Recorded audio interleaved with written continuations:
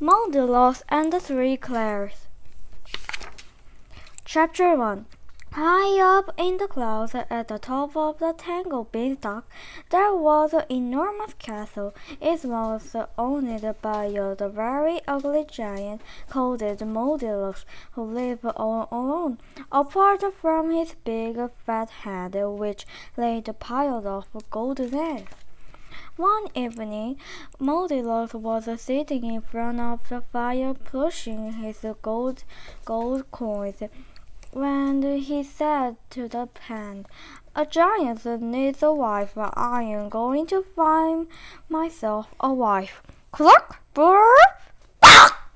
said the hen as she laid another egg. The next morning, Mouldylocks brushed his hair for the first time in years, and slid down the beanstalk. When he reached the bottom he set off along the road toward the nearby village. As soon as they saw his coming, the villagers were terrified. They ran into their houses and bolted their doors. The giant rapped on one door after another. Nobody answered. "Come out," he roared. "I'm only looking for someone to be my wife." But everyone stayed hiding inside, quaking in their bottoms. "Be like that," growled the giant. "You don't know what you're missing." Then he stomped off. Chapter 2. It wasn't long before Mouldylocks came to an old bridge which led to some woods. Ahead of it, along the unnarrowed path, he could see 3 cottages. The first cottage was big, the second was tiny, and the third was medium-sized. At the beginning of the path was a sign which read, "Here live the Three Clares." "Aha!" said Mouldylocks. "Three Clares! Perhaps one of them will be my wife." He went up to the big cottage. Sunflowers and hollyhocks were growing in the garden. There was a pile of logs by the door, and rock music was blowing from the open window. "Excellent," said the giant to himself. "A woman who grows his flowers, chops logs, and likes rock music will suit me well." Then he knocked loudly on the door. After a few moments, a large woman with a big pink nose poked her head out of the window. "Who's that knocking so loudly on my door?" she said. "I am Mouldylocks," said the giant. "You can say that again," said the woman. "I am Mouldylocks," repeated the giant. "I live in an enormous castle and have riches beyond your wildest dream. I am looking for a wife." "A wife, eh?" said the woman. "I am a great big Clare, an enormous castle, and riches beyond my wildest dream sound good to me." Then come back with me now," said Mouldylocks, thinking how lucky he was to have found such an ample woman. Great Big Clare wasn't sure how lucky she was to have found such a modelly giant. But she didn't need to be asked twice.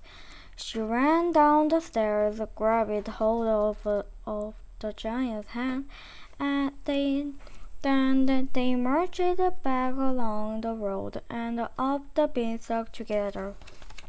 Chapter 3. Great Big Clare couldn't believe her eyes when she entered the giant's castle.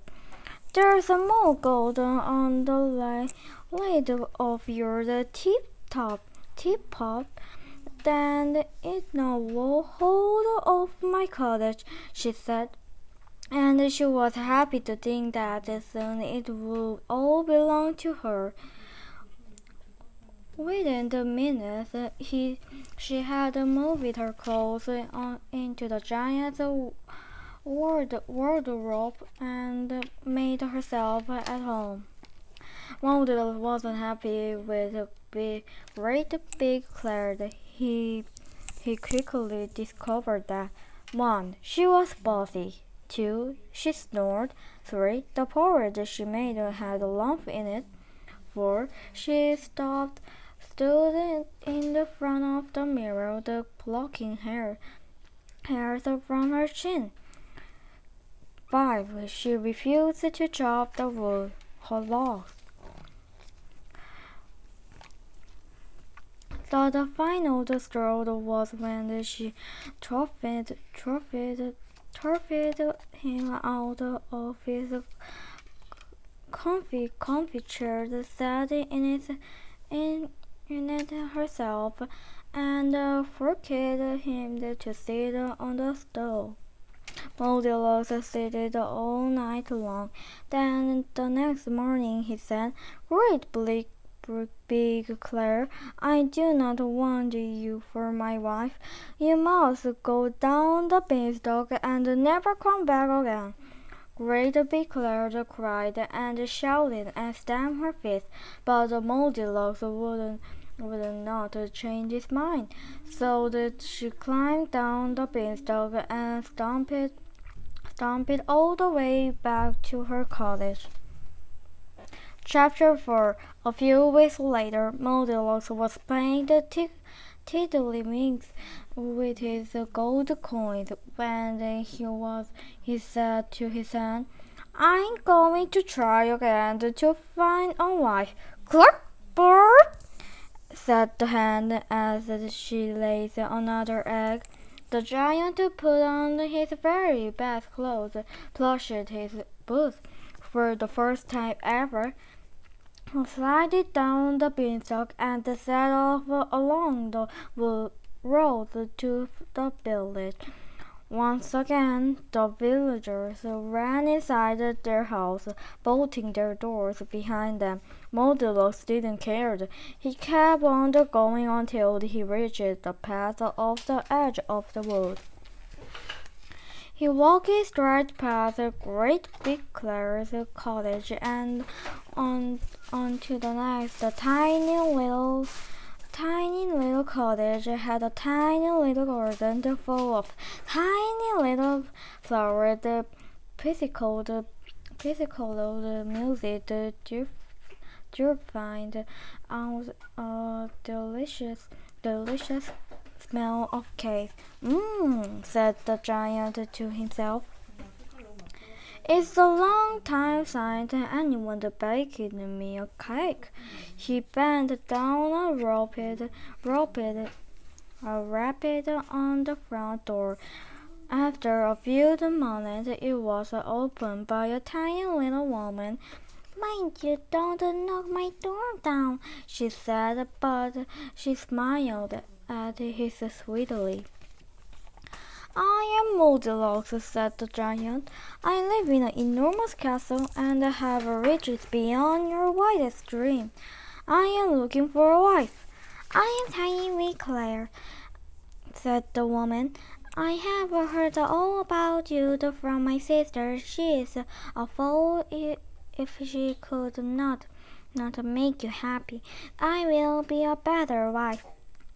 Mouldylocks was delighted, even if she was a bit small, so he picked her up and carried her back to his castle.